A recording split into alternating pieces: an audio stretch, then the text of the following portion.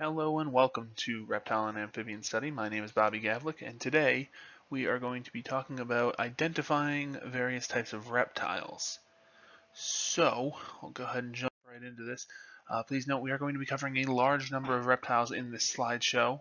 Essentially what we're going to break this down to is protected reptiles and amphibians, then some unprotected reptiles and amphibians, followed closely by venomous reptiles, and then after watching this video, you're going to be responsible for 4 sketches showing colors, patterns, and markings, as well as being able to identify 8 reptiles and amphibians by sight.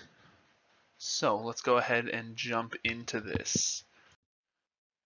First, we're going to go ahead and touch on those protected species. The first protected species that we're going to look at is the alligator snapping turtle. So the alligator snapping turtle is found in wetlands and swamps, and it's protected in the southern states. Its diet consists of pretty much anything that fits in its mouth. That could be eggs, birds, mammals, reptiles, amphibians, fish, anything. They are endangered due to habitat loss as well as being over-harvested for meat. Some notable features are that big jagged shell that it has, as well as its elongated tail. These things look absolutely prehistoric. So moving right along here. Next, we have the five-lined skink. The five-lined skink is Connecticut's only lizard. Currently, it is critically endangered due to habitat loss. They can also be found in Vermont. Their diet is mostly insects, spiders, beetles, as well as small vertebrates, and they are federally protected. As I mentioned, they are critically endangered. So moving right along, next we have the gopher tortoise. Gopher tortoises are found through the southern U.S., reaching down as far as Florida.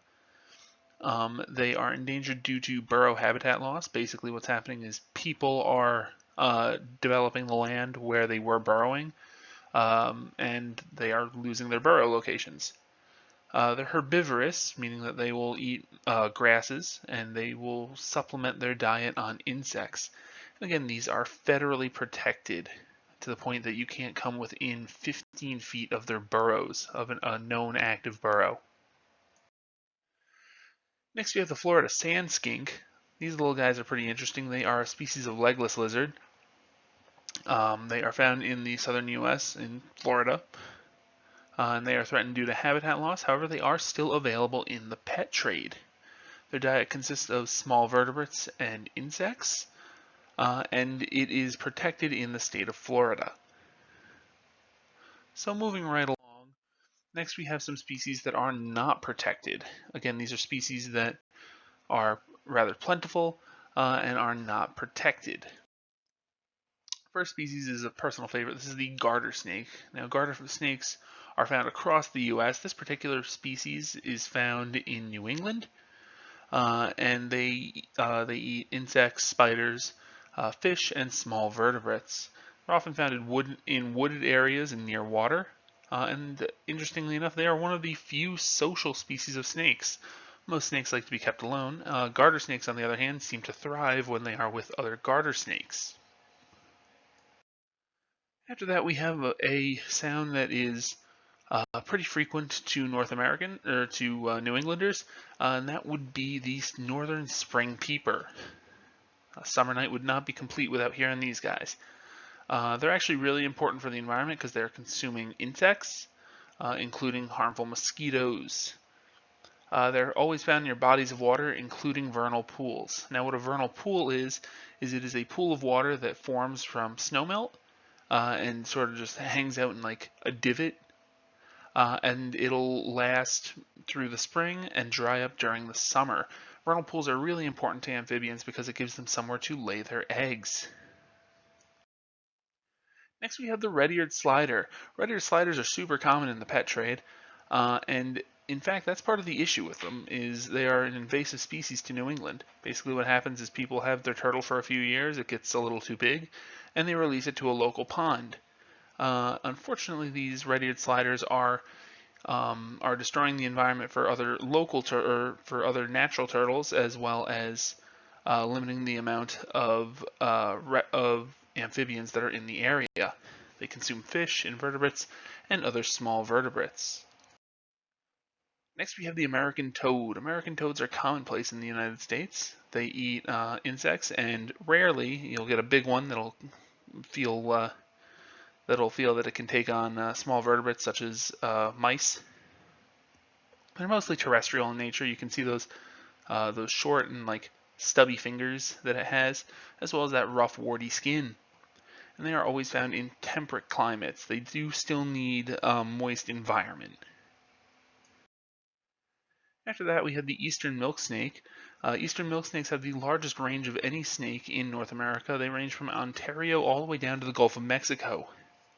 They feed on vermin, other reptiles, including rattlesnakes. They are part of the king snake family. And they are capable of surviving in climates that are anywhere from temperate to arid.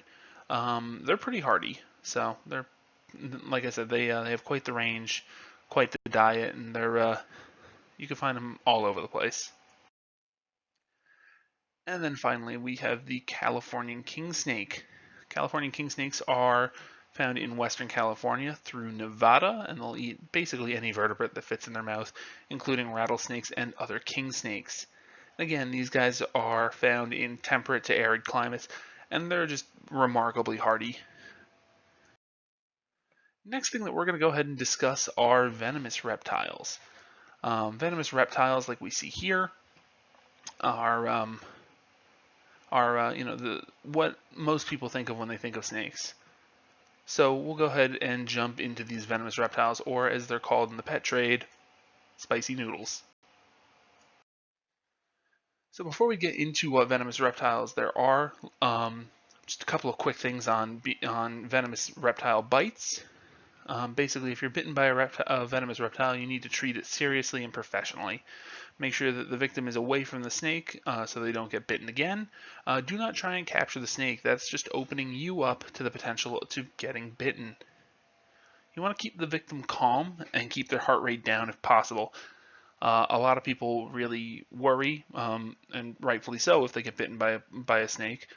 But that's just going to cause the venom to move through your system quicker. Applying ice packs and tourniquets, in theory, would be a good idea. It doesn't really slow the spread of the venom down very quickly. And last but not least, and very important, do not cut the skin and do not try and suck the venom out. First and foremost, you're doing more damage by cutting into the skin. And second of all, by sucking the venom out, you are putting that venom in your mouth, and the mouth is very porous, and it can result in you getting poisoned as well. So, how do we treat snake bites? The best way to treat a snake bite is prevention. If you are in an area that does have venomous snakes, carry a good walking stick and prod along in front of you, just to see if there are any snakes around you. Wear a good pair of hiking boots, and finally wear jeans or another heavy pair of long pants. It's been found that people who are wearing heavier pants are less likely to be envenomed after a venomous snake bite. So, with that out of the way, let's go ahead and jump into some of these venomous reptiles. First, we have the eastern diamondback rattlesnake. Important is to note the diamond pattern across its back and that rattle tail. They will definitely begin rattling that tail if they're uncomfortable with your presence. Another thing to note in a lot of these snakes is the triangular shape of the head. So that triangular head, let me just get my pen out. The triangular head here is your characteristic sign of a pit viper. They also have these sort of like wider cheeks, because that is where they keep their venom sacs. Like most snakes, they are often found under logs and loose rocks, and they are found anywhere from Pennsylvania through Florida. So, moving right along. Next, we have the timber rattler. All right, the timber rattler is very similar pattern to the eastern diamondback. However, it has these sort of black bands across the body instead of that diamond pattern. Again, note that triangular shaped head and those pocketed cheeks. And again, they are found under logs and loose rocks. And basically, these guys are found from the Gulf Coast east. So there's something that we deal with from time to time in Connecticut. Got to be careful on things like rock walls and rotting logs and things like that. Next, we have the copperhead. The copperhead is another common snake in the East Coast. Again, you want to note that coloration. They are less of that brown, more of this sort of copper tone. Again, they have this very triangular, diamond-shaped head. Like most snakes, they're found under logs and loose rocks. And they are found anywhere from Connecticut down through Georgia and all the way west through Texas. So they have quite the range on them. After that, we have the Mojave rattlesnake. Now, not something that we're going to see around the East Coast, but they have this really complicated pattern. It almost looks woven. And they're pretty easily confused with snakes like the Western hognose. And again, we'll keep bringing that up. Let's note that triangular head and those pit viper cheeks. And as with most snakes, it's found under logs and sitting on like loose rocks, usually basking. And these guys are found in southern Nevada, southern California, and eastern to western Texas. After that, we have the water moccasin. Water moccasins are also known as the cottonmouth because they have this really white mouth. Again, we're seeing the same things. We're seeing this triangular head. We're seeing them located under logs, near loose rocks, oftentimes near water. And these guys are found in Connecticut, down through Georgia, and again west through Texas. Some of them do display this sort of banding that we see here, but it is not characteristic of the snake. After that, we have the eastern coral snake. So the eastern coral snake is on the top there, and they are oftentimes confused for the scarlet king snake, which shares a range with it. It doesn't have that triangular head that pit vipers have. This is a colubrid, so it has this very rounded head. Up close, they don't look very imposing at all. We've always had this saying, red touches yellow kills a fellow, red touches black friend of Jack. That does not always work. Unfortunately, there is variation in patterns in reptiles, and you'll actually see these snakes with red touching black, or in patterns of red, black, yellow. You'll see scarlet king snakes with a pattern of red, yellow, black. It's not a tried and true method. So if you're in nature and you see something like this, it's best to avoid it.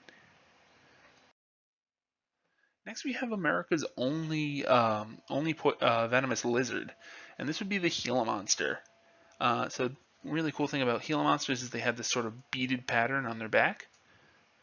They're often found basking on or near rocks and rocky outcroppings. And they are found basically from New Mexico north into Nevada. And what's interesting about these guys is it's not a venom that they're secreting, it's a bacteria in their mouths that's causing a rapid infection and acting as a venom.